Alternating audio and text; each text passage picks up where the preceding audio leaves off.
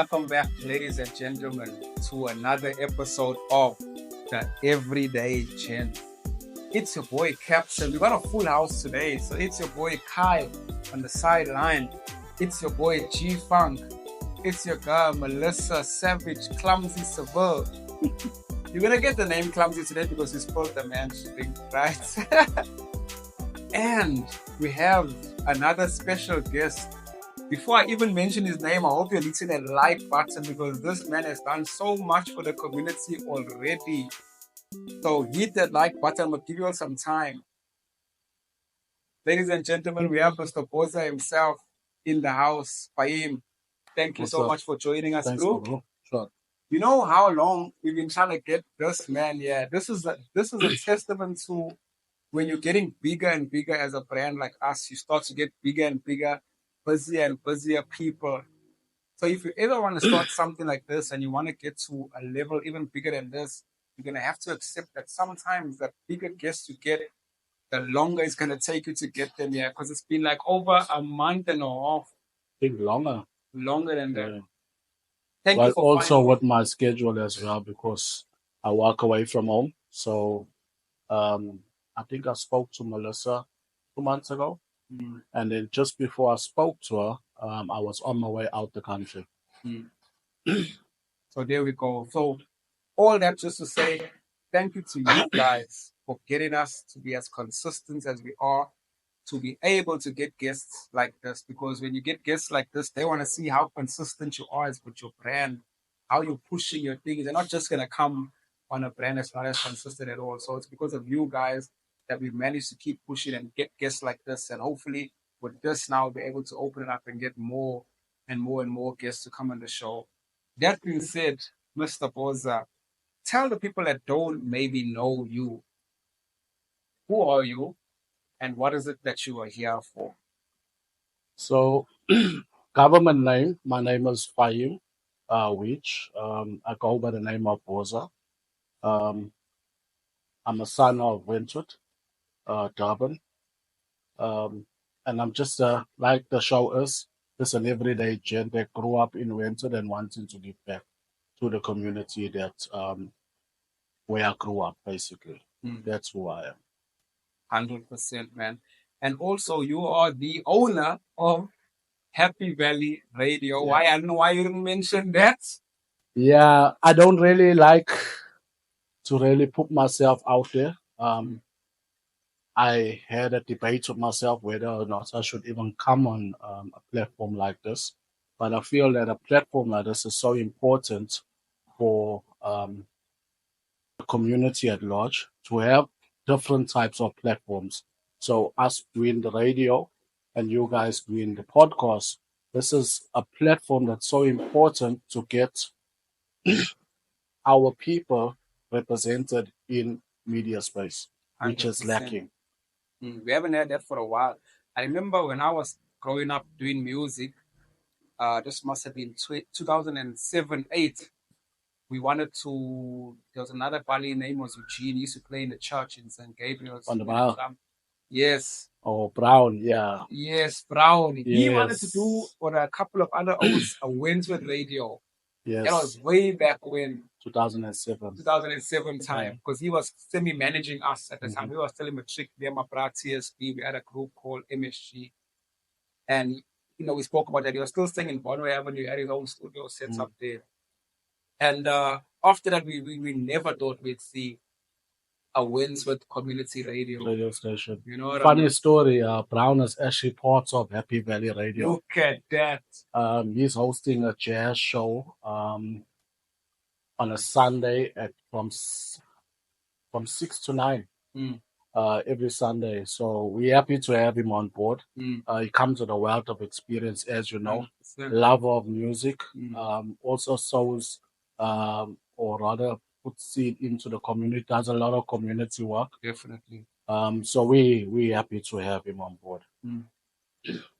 We get into all of that, right? Yeah. There's a lot of things to unpack when it comes to, you know, Happy Valley Radio, what it means for the community, what it's done for the community, and the fact that it's hiring purely local, because there's a lot of businesses that we see from the community that are hiring outside of the community. Mhm. But your platform is giving the people from the community first preference. First preference. Yeah. And it's not just if they've got experience in it or not. That's another thing I like. Yeah. You know what I mean? So from here, they can go in and to do other things. Yeah. So that's the idea, right? So it was basically a platform created for the people from the community. When I say from the community, I'm not necessarily meaning from Wentworth. Mm. So that's important to know, just to highlight. The point was to get people from the community, which is the Durban South Basin, which is where we are based. Mm. So that's Wentworth, Bluff, and Meerben. Unfortunately, we have put the word out, but people from the Bluff hasn't really come on board. We did struggle to get people from the Bluff, um, as well as Meerben. But surprisingly, the people from Wentworth really put up their hand, especially the youth, the youngsters within the community. They put up their hands to be part of this project. Mm. Okay. Let's just take it back a little bit to all of that, right? Before you got here, Happy Valley Radio, Mm-hmm. explain to us what were you doing before this, and when did the concept start in your mind that this is what you want to do, and how has it been in terms of length of time from concept to To now? creation. Mm. I think I've told a story before in my interview. I don't want to get it wrong. I don't want to look like a liar. Right. But I think it started off, if I can recall, it started off with a group of youngsters that approached me, rappers, called Forest Fire. I don't know if you know Right. them. Shout out EC Uh, Killer and all those. yeah, so it was initially it was Ryan and his brother Cohen. Yeah. They approached me. They asked me initially to come and manage them. So at the time, I would say that was somewhere around 2017, 2016, 2017. But I felt at that time I wasn't prepared or I didn't know about the industry, the music industry. So I declined. About a year or two later, I approached David Some Thoughts and I approached EC Killer. And we initially started off with a studio. But in the background, I've always had the love for radio. And I always ask the question, hey, why aren't our people represented in the commercial space? So we did have, I think at the time, Neil Green. He was on East Coast Radio. And I'm going to be totally honest with you. When I first heard him on radio, I used to cringe because I want you as a human being listening to our people being on their commercial space. Yeah. And then as I got to listen to his show often and more often, I started to like enjoy his show. And I used to feel proud that, you know what, he's representing colored oats from the Gully on a commercial radio like East Coast Radio. And that's where the idea was really born, you know, have our own space, we have our own platform, and hopefully give opportunity to youngsters that can basically mold their skills and then put them in their commercial space, like your East Coast Radio, Kakasi FM. Because what you'll find is if you're not in that environment, you're not even going to hear about a job opportunity on East Coast Radio or Metro FM, whatever, because you're not in that space. But what you'll find is now that you're on radio in a local platform, you'll get friends and family that knows that you're on radio. And they say, hey, there's a job opportunity. Maybe they see on social media that they're advertising for Kakasi, because that's exactly what happened. There was an opening slot at Kakasi FM, and people started forwarding now to the presenters to apply. But because they're in that space now, they get into see the opportunities to apply for bigger radio stations. And that's what we want. So you say this concept started in 2017. I would say around there, 2017, 2018. Yeah. Before that, what were you doing? So before that, just an everyday chance. I was working in construction. I work in construction. Qualified QC level 2 inspector. Worked in South Africa, but I also worked abroad. I think it was in 2015 was my first abroad assignment. I worked in China for a company by the name of Chevron, American company. Worked there for about 18 months, and that's actually when um, I think it was during that phase. That's when Brian and Kerwin approached me initially. Towards the end of that project. So I done 18 months. I started in 2015, and like the 18 months, 20, I think at towards the end of 2016, 2017, that's when they approached me. But initially I declined it. And then like a year later, 2018, that's when I approached Isikila. Shout out to Isikila as Shout well. out. It was his birthday even yesterday, day before. I wish you happy birthday, bro. Check your messages. Anyway. Yeah, so that's where it initiated from. So you, before that, did you not have any musical background? No, nothing, absolutely nothing. I think the biggest challenge was looking at artists from Wentworth and seeing the opportunities that they're not getting afforded. And I felt that I could help artists in some way and form. So that's why the studio came into play. And when the studio came into play, it's like, hey, how do we get the music onto radio? Because you always hear about this payola and all this kind of stuff to get onto mainstream radio. You gotta pay to get, I don't have to tell you. You are artists as well. So that's where the radio station like really like was born. Hey, I've got this studio, but how are we gonna get the music now to the people? And that's how it was basically born. But then it quickly evolved. Started going on Facebook like anybody else, like during the evening, maybe scrolling through Facebook, looking at like the Winter Represent page was buzzing, yeah. And then you would see like issues surrounding the councillor where the people are complaining, but the people don't actually understand what's the council's role and responsibility. Idea. Hey, let's have a political show on the radio station. Then you would see announcements like Ludo for Lab, like holiday shows. And what you'll find is that they will probably announce it on their Facebook page, but you'll only see the post on the Winter Represent page after the fact. Yeah. And I'm like, hey, I would have loved my kid to go and be part of that holiday program. Why weren't we informed? Hey, that is a good thing now for the radio station now to announce.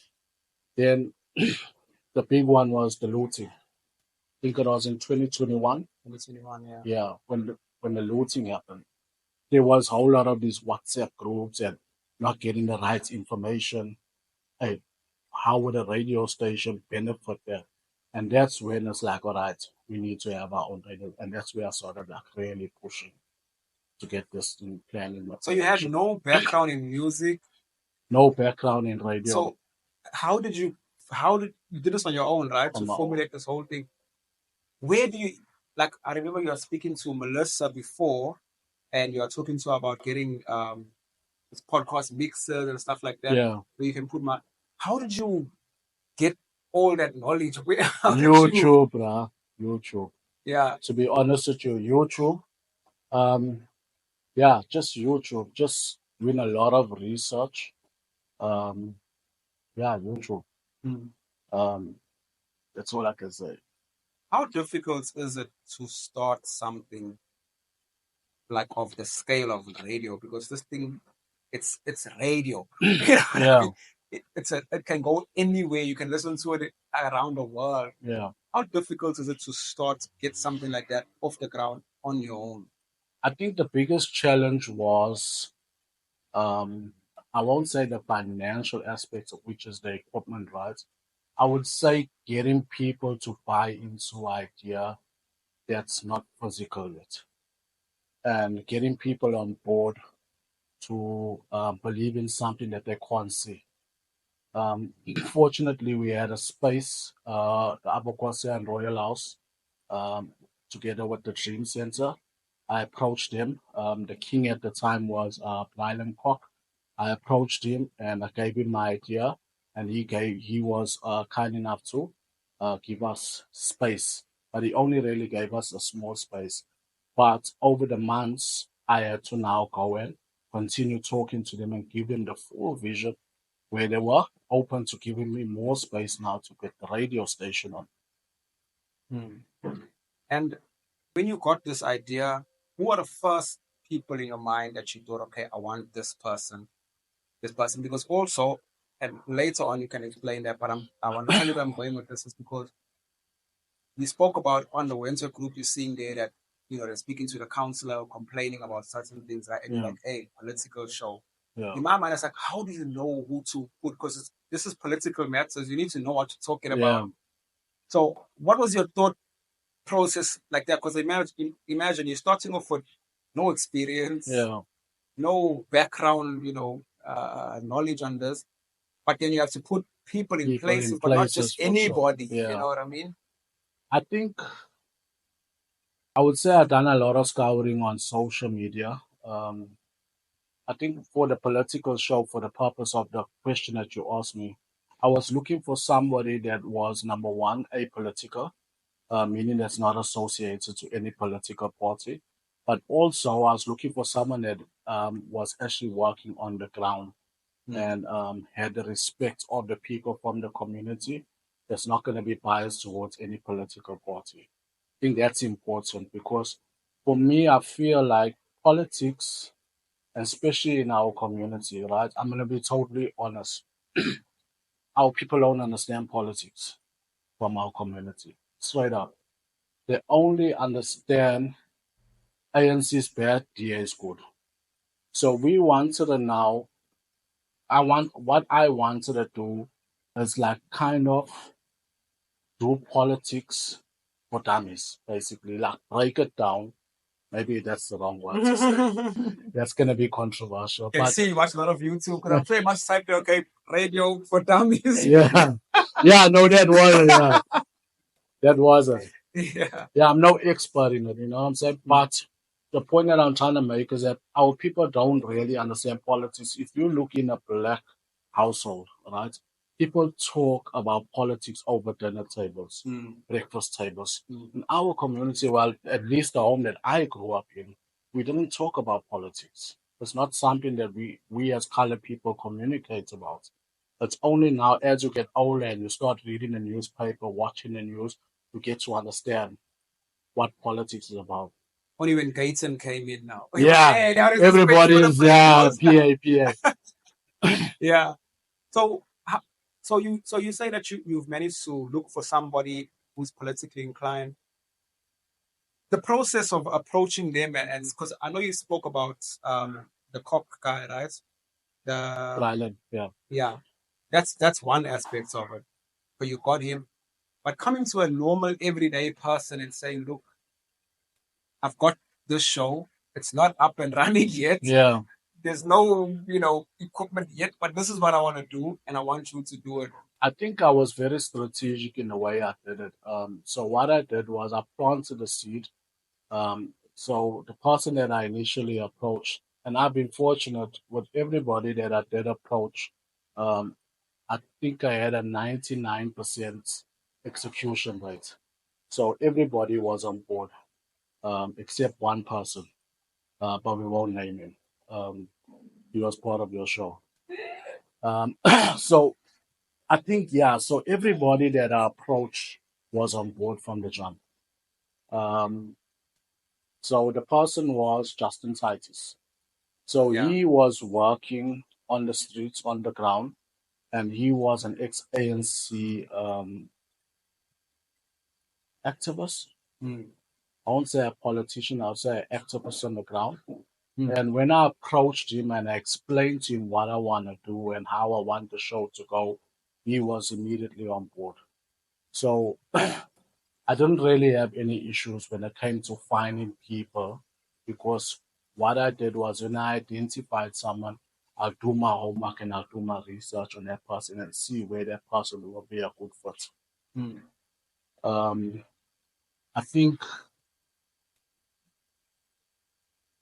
some of the presenters, I would approach one person and they would recommend somebody to me. And then I'll just go and I'll just approach them and just have a candid conversation and see if they're prepared to come on board. I'll explain the vision, I'll explain everything to them, show them the facility of how it's going to look. Because I had a 3D model of how it will look. And once they saw that, and then they started seeing the equipment, they saw the the investment that I was putting into it, I think they were on board. Because it would have been the first of its kind amongst the 5 colored communities within 100%. Durban. And before I get onto that point, right, about what impact it's having in communities outside of Windsor, where did you get the name Happy Valley Radio? What made you stick with that name? So with Happy Valley Radio, right? Initially, I wanted to call it Windsor Radio, Windsor FM, or I wanted something like that. But then I thought, you know what? I want this radio station to not only appeal to the people within Windsor, I want it to be like the Durban South Basin. Like I said to you with the looting, it didn't only um, affect Wentworth. I mean, the 3 communities at large, which is Bluff, Wentworth, and Merebank, all stood together. So I wanted now to come into the radio station as well. Basically, the footprints of it. So then I thought, you know what? Let's look at a name that has an historical um, connection to Wentworth, but not really use the name Wentworth. And then because my grandparents live here in Elm Avenue, that was like kind of it was called Happy Valley at the time back in the day. And then I thought, you know what, that would be a good name to give the radio station where people um, reminisce or have a connection to, but also not using the name Windsor where it can grow into much more than what it is. And also, I think what your channel, I mean, not your channel, what your radio is trying to achieve, the name Happy Valley, just happy, sends a different message about Windsor. Because if you just named it Windsor, and leading to my next question, how is it impacting outside communities? Yeah. It may have had a different impact on what you are trying to achieve. You know what I mean? Because even when I thought about it, it's like Happy Valley, it sounds corny. Because if you just hear it for the first time, it sounds corny. But then if you look at the history of where Happy Valley and why it's Happy Valley, it's like, oh, like makes sense, you know? Do you have that out there somewhere where, like, why is it Happy Valley, like the history of it? I spoke on it when I did an interview with Marie and Darren on their show Community Matters. But other than that, I haven't really put it out there. But hopefully the people go and do some research and get to understand like where we come from as a people in this community. Okay. How is Happy Valley Radio? How has Happy Valley Radio reached other communities? Do you have data in your own, like, you have to share with us if you're not comfortable, but to say, okay, you know, Wentworth has a 50% market share of the radio, Sydney, whatever. I would say most of our listenership come from KZN.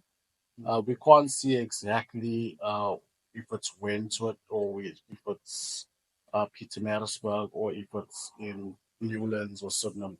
We can just see which province people are listening in. But we also have data where we can see outside of the country as well.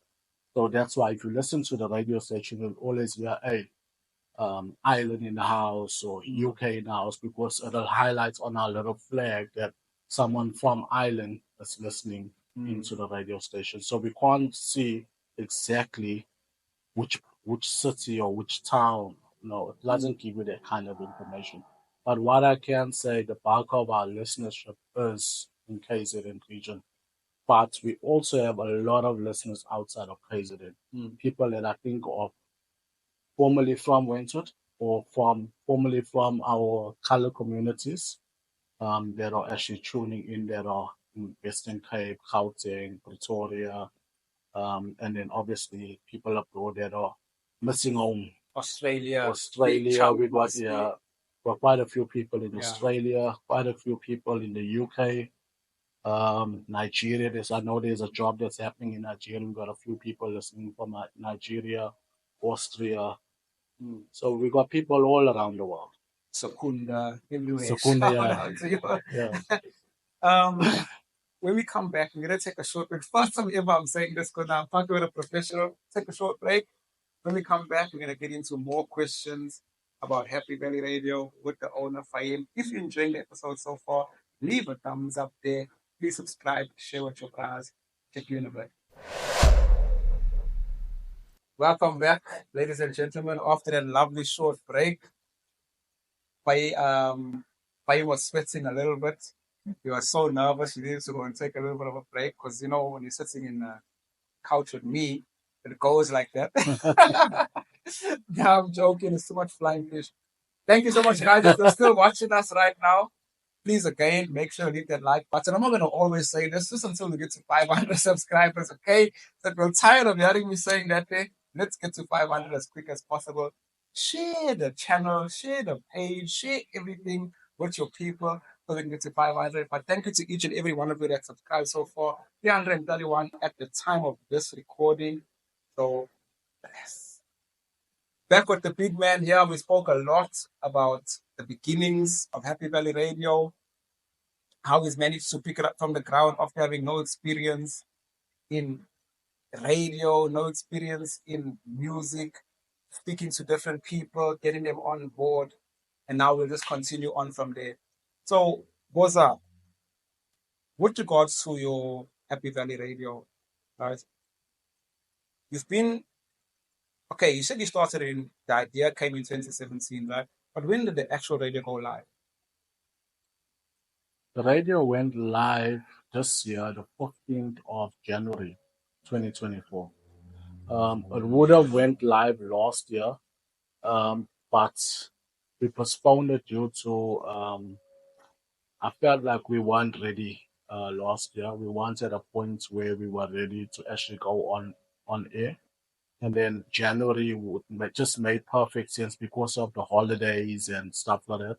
We didn't want to actually go live during that time because of people's family commitments and because once you go live, people are expected to be at the radio on their time. So whether it's a public holiday, whether it's a holiday, a weekend, they expect it to be on air. And that's the commitment that a lot of the presenters have made on the radio, being on radios, that they give up their time for that 3 hour slot, sometimes 2 hours to be on air during their prescribed time.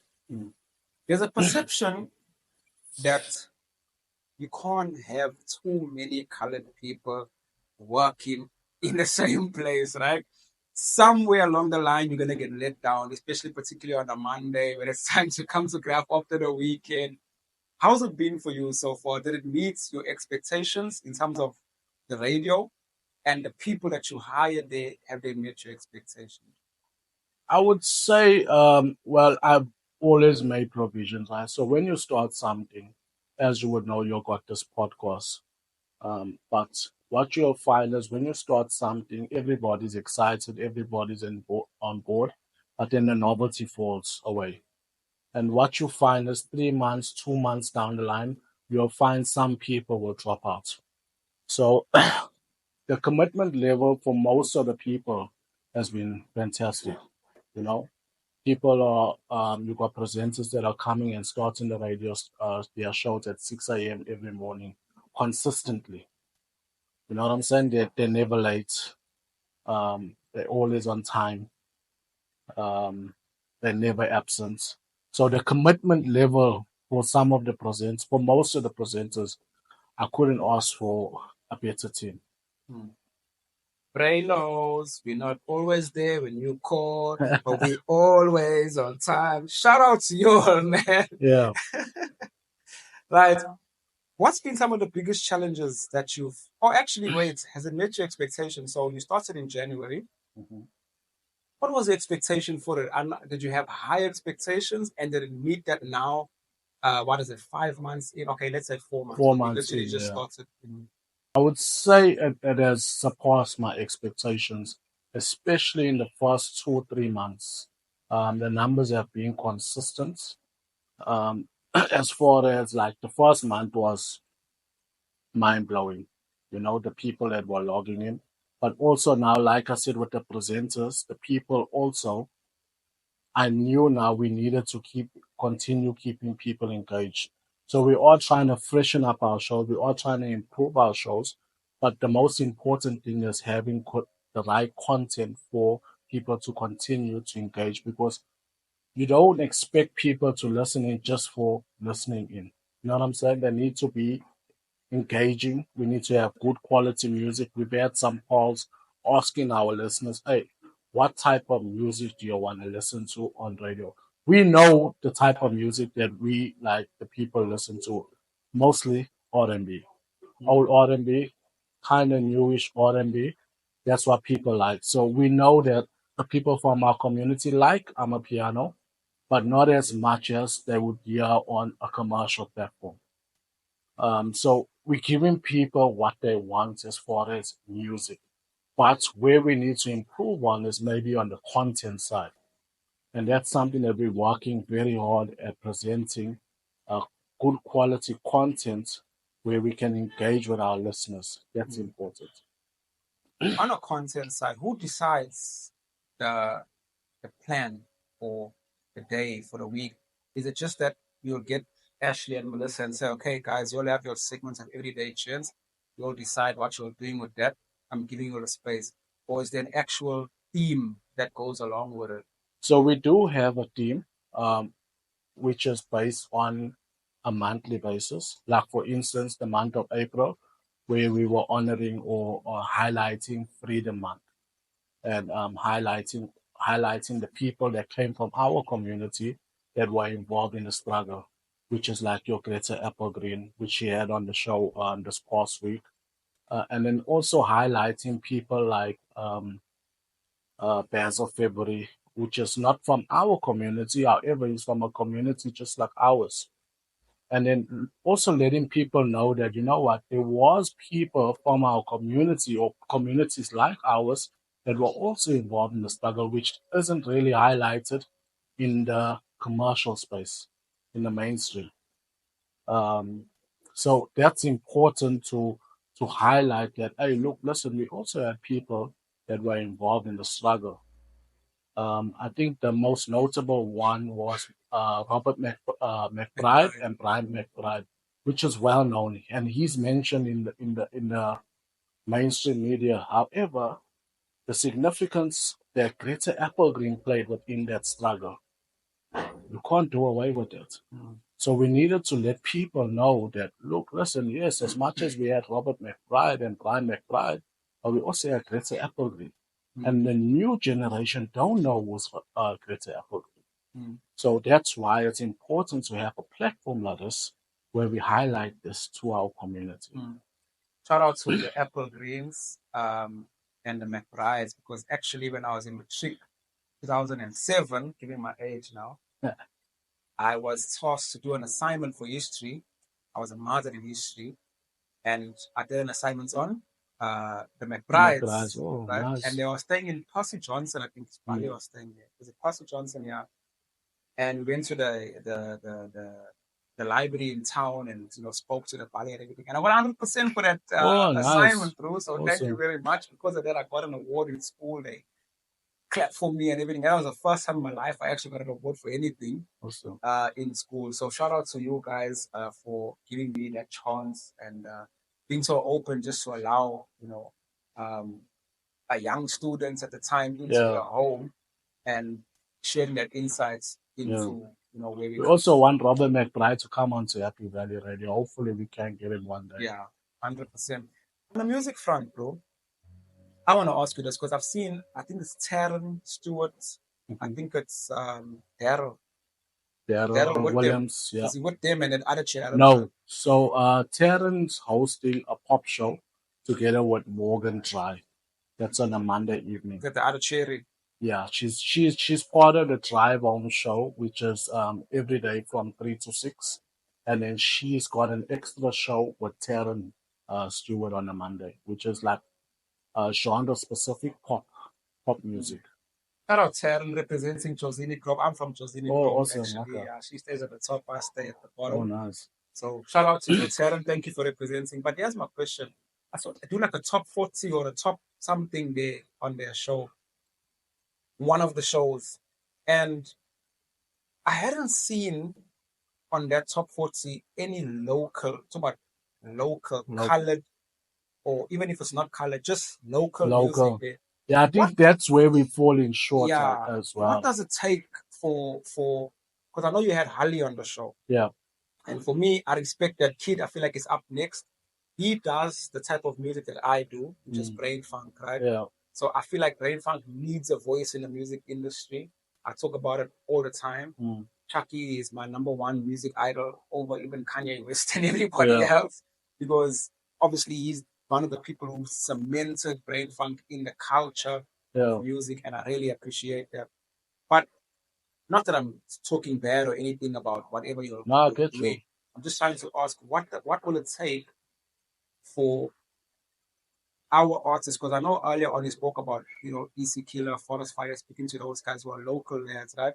So your foundation started from there in a sense, and then it sparked the Happy Valley Radio. Yeah.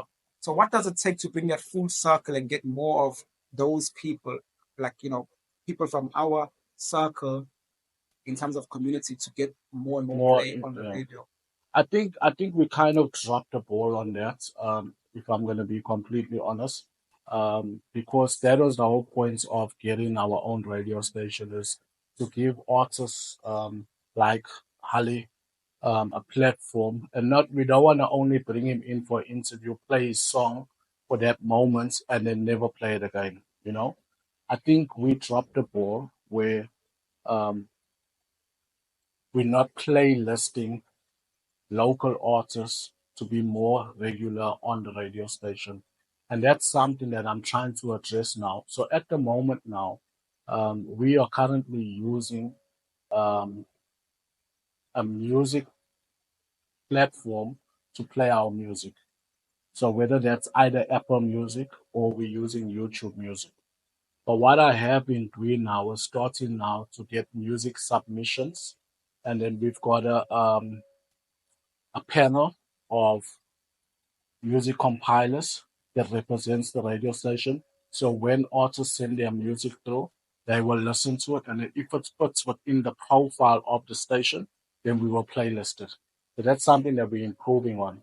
So we want to move away from using Apple Music, because what tends to happen is that the presenter gets to plays the music that they like. So we want to get to a point where it's like we build the music up as a station, and you play within that space that we designed for the radio station. So we are a relatively new radio station, and we will improve on that. And I just want to give basically, I just want to tell the up and coming artists to continue sending your stuff, and then hopefully we will get you guys regular plays on the radio station and get them exposed to our listenership. But is your radio station open to any artist? Any artist. So what's important, right? And I think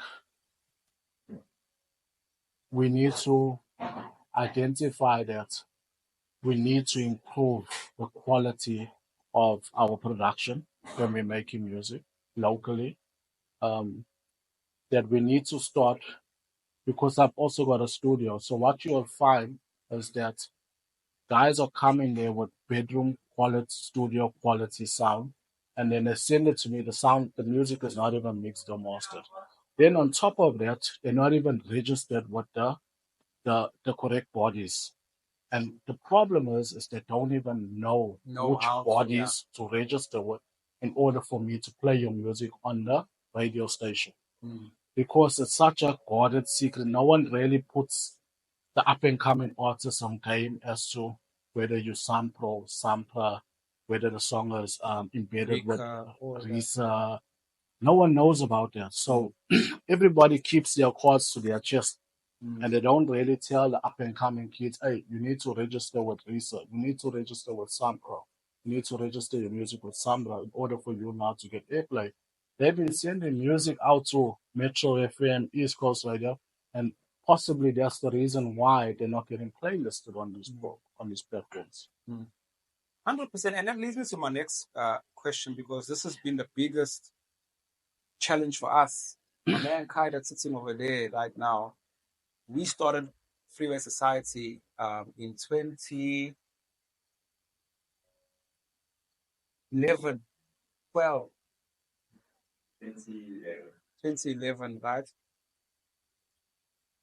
I think we were very blessed to have come together and did a particular song that, kind of made waves, and then our trajectory just went so fast. I think even beyond our own expectations, we managed to meet people like AKA and befriend people like AKA Narcissus and all that. But what we found was, even in our time there, gatekeeping, in the industry, especially for us being colored people, right? A lot of we had to do a lot of stuff on our own. Even booking AKA, we did it on our own. We had to pretty much everything. Even when we wanted to do our first video. So, do you have any experience with that as well, in terms of with the radio, people gatekeeping, in terms of you trying to push this forward, or even trying to get connections with people, whether it be other artists, whether it be other presenters, and just that element of gatekeeping?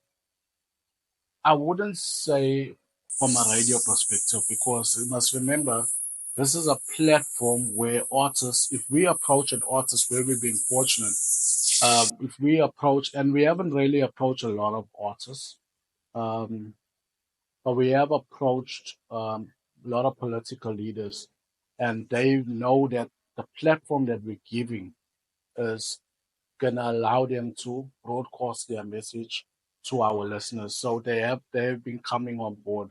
We haven't really approached artists like Nasty C and these bigger artists to come on the radio station, but I do think that they would come on board because of the platform and the way in which their music or their audience can grow within our listenership. So I wouldn't say that the platform has kind of a gatekeeping, because remember, artists want to have their music heard. So a radio station like Happy Valley Radio would give them an opportunity to get their music onto our radio station, which they want.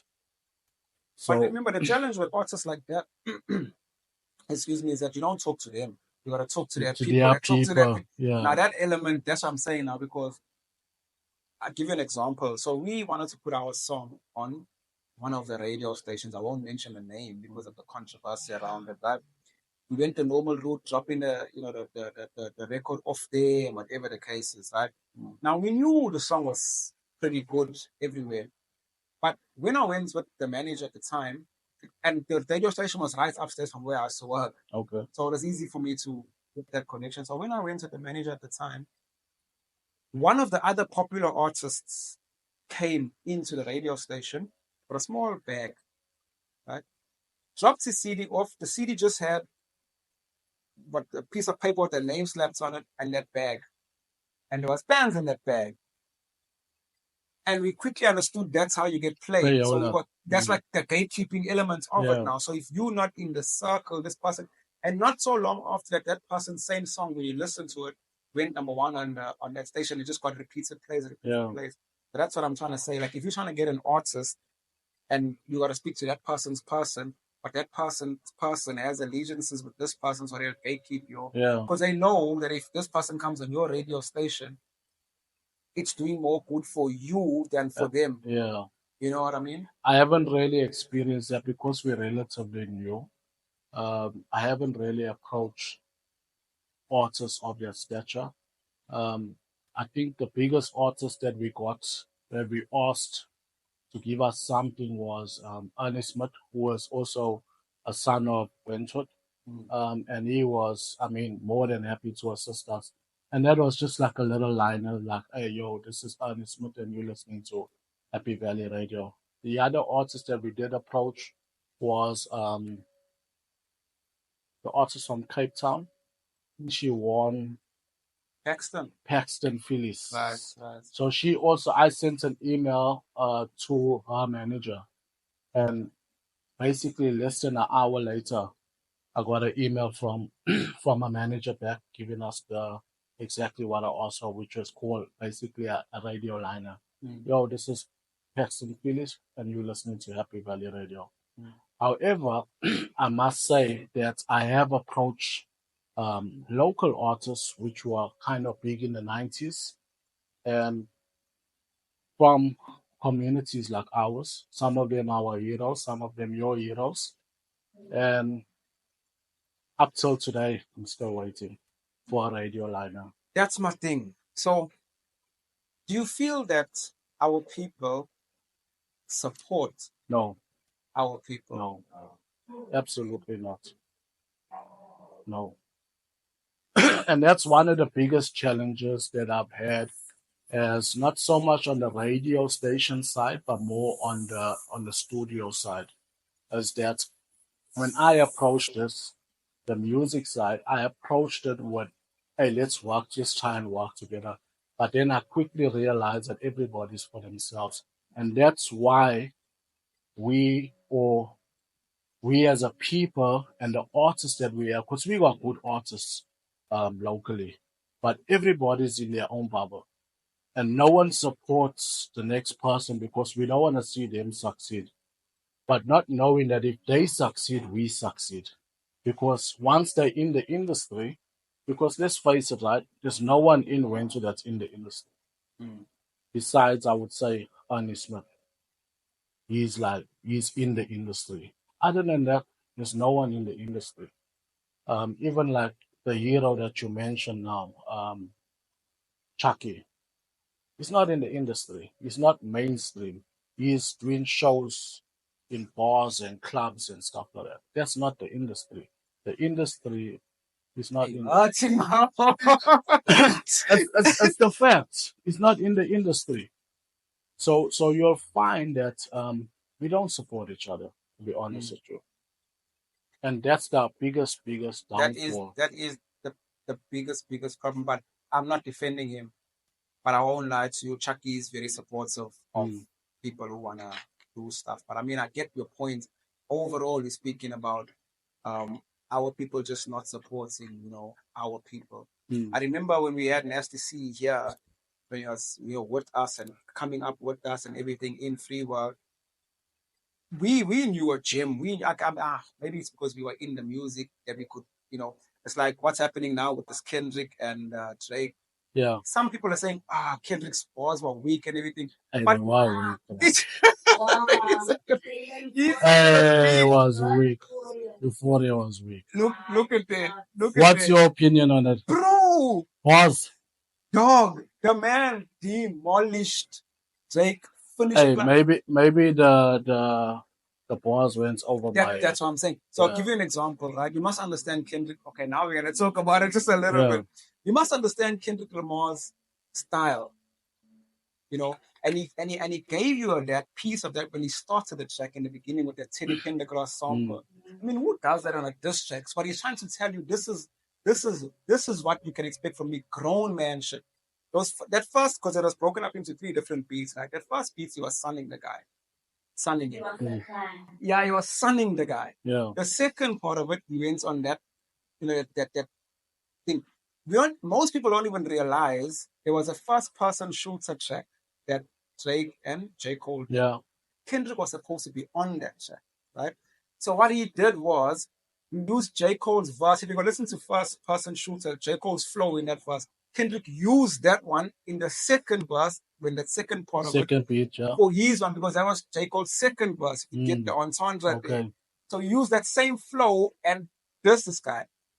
And then there's also these bars that went over people's heads. For example, everybody's talking about what we're pushing P. Why don't you go push a T? And everyone's like, okay, push a T. But nobody understood the Jackson one. I got Benjamin Jackson, this Jackson, and he said, I'm Joe Jackson or whatever the case is. So I beat a nigga or whatever. Yeah.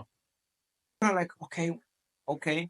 But they don't understand that Joe Jackson is Michael Jackson's father. And Drake keeps saying he's Michael Jackson of this thing. Okay. And Michael Jackson's father used to abuse and beat Michael Michael. Jackson. So Kendrick is saying, I'm Joe Jackson. I'm like, dog, there's Yeah. too many. That went over my head. I need to You go and know, yeah, need to bro, listen to it again. you know Because what I'm saying? I follow, I tend to follow like the rap beefs because I find it entertaining. You know, especially now when I'm walking away from home, something to dive into. You know, so I tend to like download like music videos and like and try and break down.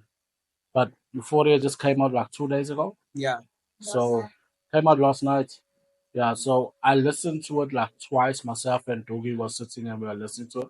And I think like I said, I think a lot of the balls went over my Yeah, head. there's this It just sounded very weak to me. there's too much in there. Maybe my English is not English. How many times I told her on YouTube, I ran it back before I could even say anything to her because that's Somebody told me that you're very young for they use double the wage and I want to do that and then I'm naked we can make mistake. I'm like talking about many people don't know they that don't know about Drake Yeah, I know about bought the ring. Yeah, the, Wow, the ring. wow. Yeah, he bought the ring from Tupac and everything and whatever. But anyway, what was I even saying? I was talking about something before I even said that. I don't even know. Whatever. Sorry, guys. I forgot what I was even talking about when I even said that. But we were saying that people don't support, Yeah. our local people, and that's the sad thing about it, right? Can I ask you, what's the monthly listeners now that you have on the I haven't checked show? for the last month what our listenership was, but for the past, I would say the past 2 months, we were sitting with over 60,000 listeners. Huh? Yeah. Well, for month one, 60,000. For month two, over 60,000, like 67,000. Month three, honestly, I haven't checked. But that's accumulative for the month. No, bro, that's amazing, bruh. What you gonna tell me like 6,000? No, 60,000. 60,000 Yeah. people. And that's because they and you know what's nice about that? It's not like it's not like, how can I say, you put your radio on, you Tanya, East Coast Tanya. No, that's actually people Listening in. consciously Yeah. wanting It to actually go and gives you stats like what's the average time that people log into yeah. and stuff like that. So it gives you all. Okay, just stop it. And Angelique still working with you? Angelique, who? Hitler. No. Oh, my toes, man. She was with your Boza radio, right? She was No, with the with the studio. studio, yeah. So the reason why I asked that is because when you traveling abroad and who's So spearheading everything, who's so making the sure? studio, I got a producer that basically runs the studio. He's more making his music, and then if there is any bookings, he will address those bookings. And then for the station, I've got a station manager that I managed to employ now on a long term contract because we're able to get sponsors now on board. So now we're starting now to look at employing people from the community in fixed roles. So there's a few roles that we need to fill. One of them being the station manager. The second one has been the content creator. That's like updating, like your social media person. Those are two posts that I felt that was important to take the station to the next level. Before you ask, you can't take Melissa. Somebody's already asked her. I did actually ask her when we had our first conversation. And what she said? She told me no. Yeah, you can't But take her. I understand because you know what? I like I said to you, I think I did say. so exact words they need Yeah, because I got quite a few people there, and I think there's only three of you. Well, two now. Two of you. And at the time it was three of you guys. And it's important to have somebody in the background that's been like the admin stuff, not just diminishing your role on the podcast, but it's important to get somebody that like gels and puts everything together. No, that is her And role. I think that's our role. That Yeah. is her role, yeah. And I think that's what the station manager does for Happy Valley Radio. I mean, she does a lot of work behind the scenes that no one really gets to see, but it's pain now because of we're getting new people coming on board as well. She's been doing those interviews, and no one really sees the work that she does behind the scenes. Have you ever had to let people go from the station? And I'm not just talking about the easy parts where they didn't come to work on a Monday, of their own accord.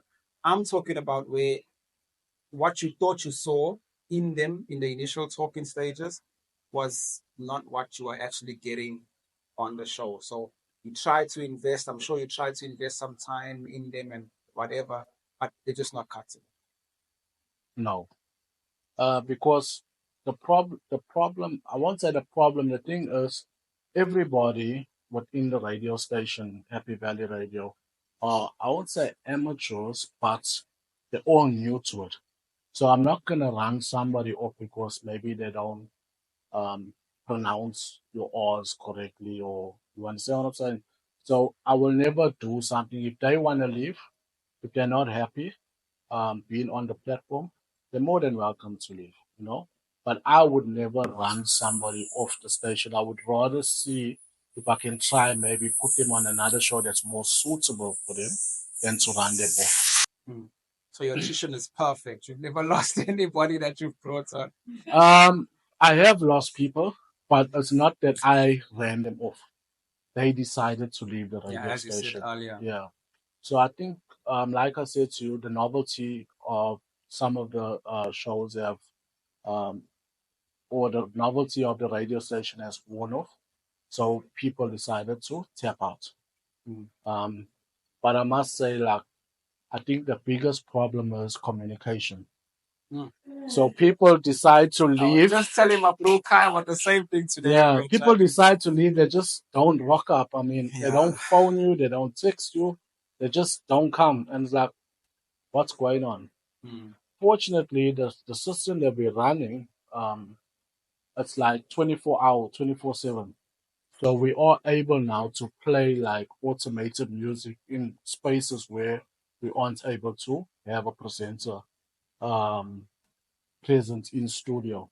And that's where I said now, Aaron, which is our station manager, has been doing interviews with people now to fill those spots. Unfortunately, we're at a point where um, people from our community are not really putting their hands up to come and fill those spaces. So we're having to look outside of our community to fill these positions. But maybe it's because they think they need experience. They think they need. Look, for example, I'll give you a clean example, and it's a stupid example, but we've tried to get more females on this show, right? And they were like, "Oh, it's called an everyday chance. I thought it's only for gents." A simple thing like that, it's just that's the thing. So maybe they think you need experience because maybe you're doing such a good job. I mean, you've got 60,000 monthly listeners. The people that are on there, I wouldn't, if I didn't know any better, I know most of them that's on there, I would have thought they've been doing radio before. Have you listened in? I haven't, but I know a lot of the people that's been on there. To be honest with you, I haven't had the opportunity to listen in properly, right? But I speak to, like, last week we were with Matilda and the Lolo man. Yeah. They were talking about Love them. Okay, but actually, I'm lying. I didn't listen in. I watched in from Terrence live. Okay. Yeah, that's how I saw Daryl Williams once on there. So I watched, I think she was filling in for one of the afternoon drive show. Was during the working day, right? It wasn't at night. Yeah, she was filling. I don't know. Well, the lights were off. So I don't know if it was in the night or they just put the lights off or what was happening. Yeah. But the lights were off, so it was like a phone lights was thingy there. I don't know what was the setup there, but it was twice actually because there was a time when Daryl was there, the lights were on. Yeah. You were sitting on this side, she was sitting there, the other person I think was here or there. That other person we spoke about. Morgan. So yes, I did watch, but not through listen. Just watching on Terrence live. But anyway, what I'm trying to ask is, so you've got that, you've got people that are running the show, people that are on the show, and then you've got people that you're trying to bring on the show. But again, as I said, maybe they don't know that you need this. So what type of of ways do you get out there that Happy Valley Radio is looking for presenter? I think the biggest or the most influential way that we know how is through social media. I think we put reels out, which, as you know, social media, when you put reels out, it has a much wider reach. So we put a few reels out. We have had some people come on board off those reels where they submitted um, their radio link to us. And based on that link, we have now brought them on board to be part of Happy Valley Radio. And our current station manager, Erin Johnson, she was found or discovered or submitted her radio link, due to that sort of reel that was put out. There's also another chick, Kitty, as well as Rebecca, which is hosting our morning show. Um, that was that submitted their radio link to be on Happy Valley Radio because of the reel. And do you say no experience needed? No experience needed. Then that's your own fault. You're not going on the No experience you know? needed. So what we try to do is we try and pair you up with somebody that has radio experience, and you will be like the second or the third voice, depending on how many people on the show. You will sit in, you will just have a conversation, and then eventually we'll now train you up to show you how to use the controls. And then from there, you're just on your own. Now I edit all of our content, but I'm talking about particularly the episodes, right? So before I'll edit, I'll watch the episode. And there's times where I'll go back and I'll watch the episode as a fan, Yeah, and I'll say, do I enjoy this? Just as a fan, because it's difficult to do that when you're the one who's, partaking in the show. yeah, you're always critical of yourself. Yeah. Always critical. So there's times where I watch it as a fan. Do you ever do that as well, where you just listen? I listen to the station often. But as a fan? As a fan, yeah. I'll be honest with you, there's a lot of shows that I like more than others. Like the 6 to 8 slots in particular, because I hold them close, like the political show, the community matters show. We had a show on a Tuesday about finances and learning how to use money, learning how to grow businesses. We had a lecturer from, I think she's from UK, Zerin, Vanna Yearwood. And she brought a lot of experience and knowledge from a tertiary background to the platform, where she's trying to educate people of how to grow your business, how to start a business. And I think those are shows where I felt like would be beneficial to the community. Because remember, this is very community driven. So those shows are all close to my heart. Because I feel like we need to be impactful. If we're not impactful to the community, what are we doing? What is the purpose of Happy Valley Radio? 100%. What's been your proudest moments in these couple of months that you started Happy Valley Radio? I would say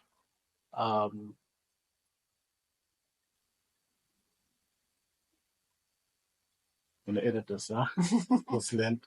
I would say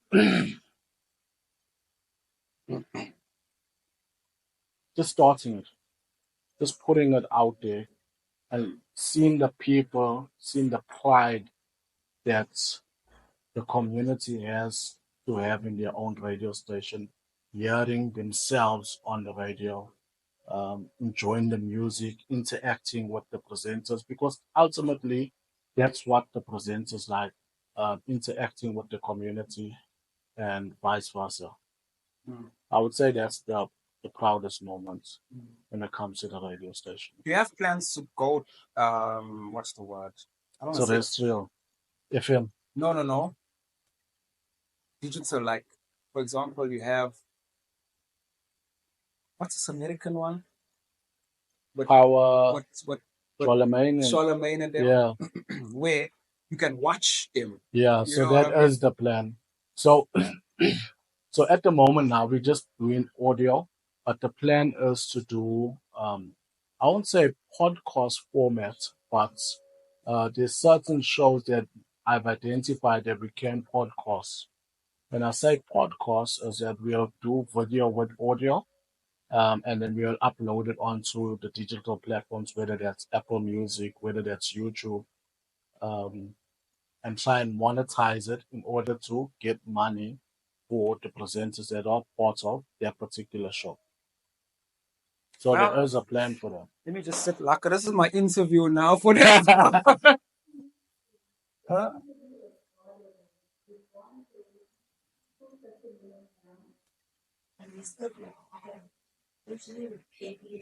That's a, Yeah, you just cut my whole interview now. I was interviewing for that podcast part that he's talking about. Um, Speaking of wanting to go FM and everything, is there plans there and wanting to go what terrestrial? terrestrial. I think it's called terrestrial, yeah. Mm. So there is a plan for that, but the infrastructure, when I did apply for it initially, there was a lot of criteria that I needed to, or loops or red tape that I needed to go through. And I In a just, tender for it. I won't say tender, but it's like, it's just too much work to go the terrestrial route, which is the FM frequency. But also I felt like doing the digital space, which is like online, first was to try and like improve on that because we did make some mistakes where there was some vulgar music coming through on the airwaves, and that's something that's very strict when it comes to the terrestrial. So we wanted to improve on that first before we go through to the Yeah, FM Apple frequency. Music doesn't have clean air that's Yeah, they just put the vulgar yeah. music on there. But I think we have improved on that. Yeah, we have improved on like making sure that we got all the radio edits for the listeners, and because what you'll find is people like tune in via their TVs or via Bluetooth, and their kids and their families in the house. So we're very conscious about making sure that the vulgar music doesn't really come through Mm. on the radio. And what's the plans for the future of Happy Valley Radio and also the plans for your studio in the next, I don't know, 5 years, 2 years, 3 years? I think the immediate plan for Happy Valley Radio is to continue improving on the content and the music, but also giving our up and coming artists a platform to not only play their music once off when they get an interview, but getting them playlisted. And I would say the long term future would be to have similar to like some of the bigger commercial radio stations, is to have like awards type of thing to like showcase like the local artists and like have an awards evening, you know, Mm. and highlighting and giving them a platform where they can be make money off their music. Have you thought about a platform like Spotify Mm, or Deezer or whatever no. for local music? So I know your experience in the studio, because I'm thinking of is take the studio element, take the radio element, and place it together where you got like a, before we had data file host. I'm not sure if you're from the days of data file host where you go on there. It's basically a host Mm, where you host your data, right? yeah. And you just almost like a, what's this thing? Like a Share Google, it. No. not share it. You Google Drive Mm, where artists can go on their local artists. So instead of waiting on Spotify and getting 1.000 share per, yeah, yeah. you create a platform like that. Local artists will upload their music there, and then that's where they can do the link tree, download my stuff, check the Mm, YouTube, and get my song on this one, and then they get a maybe 50% share. yeah. You know what I mean? Something like that. That's to be honest, you haven't really thought about that. Mm. I think that market is so saturated. I think um, Apple Music and Spotify, like the big boys, um, I think the technology that they've got in it, it'll be difficult for us to even put something and market something like that. And they also kind of crush Yeah, anybody trying to trying something new. No, 100%. I think we'll wrap it there. But in closing, what is it that you want to say to the people that have been watching this long and that may be inspired to either come on the show, come on the station, or start something of their own in terms of whether it be musically, maybe you just inspired somebody.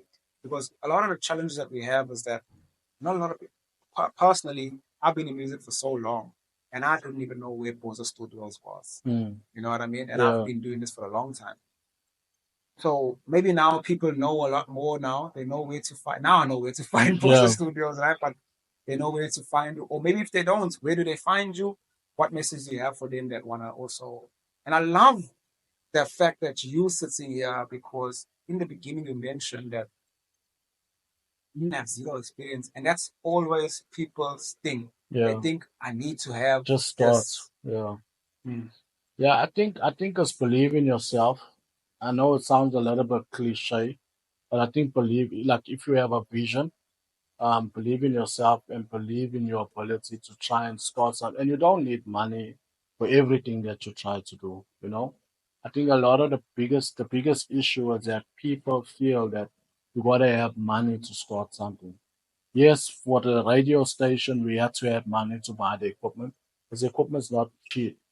We got soundproofing windows, we got soundproofing the doors and the walls and sound dampening. So there is money involved, but not everything that you need to do needs to involve money. I think it's just start.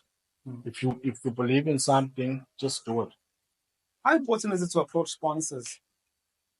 I think for the running of the station, it's important because uh, that generates an income not for me but for the presenters. Because a lot of the presenters, especially like your shows from 6 in the morning to 6 at night, they're there every day. Those are your everyday shows. It's called your prime time shows. And each day the presenters are coming in for 3 hours. So we have to look at compensating them for the time that they're putting into their shows. So I think we need to get more businesses, whether it's locally or a little bit outside of our community, to come on board, to come and sponsor the shows, but we're not looking for handouts. I think that's the biggest thing is that people tend to believe that a sponsor is a handout. It's we're gonna provide you with a service where we will promote your business, and in turn you will give us cash for it. So it needs to be a partnership rather than a sponsorship, because I think people tend to believe that sponsor is something that I'm giving you but expecting nothing in return. But we will provide you with a service. 100%. Thank you so much, bro, for Thanks so much for taking the having me. time out to come here and to be on the show with us. I hope you enjoyed Yeah, this. was a bit nervous in the beginning, but yeah. Yeah. And And thank you thanks to to the all of listeners you, as well. Yeah, 100% viewers.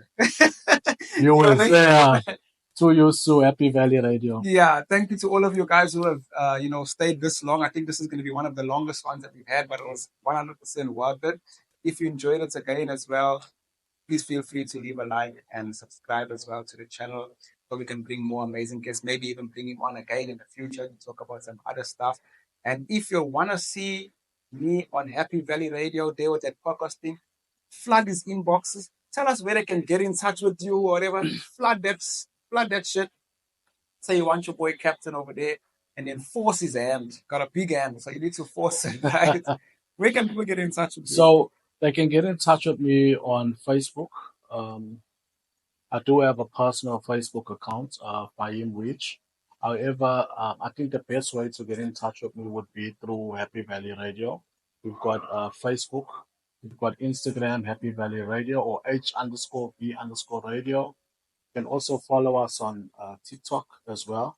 You can inbox. I got access to all those accounts. But most importantly, also tune into Happy Valley Radio on www.hvradio.co.za. And with that being said, ladies and gentlemen, Shug Knight. I mean, I Yeah. had to. By him. Thanks, ladies and gentlemen. Until the next time, you know the vibes. Peace, love, joy, like a river, mountain, fountain. I'm out.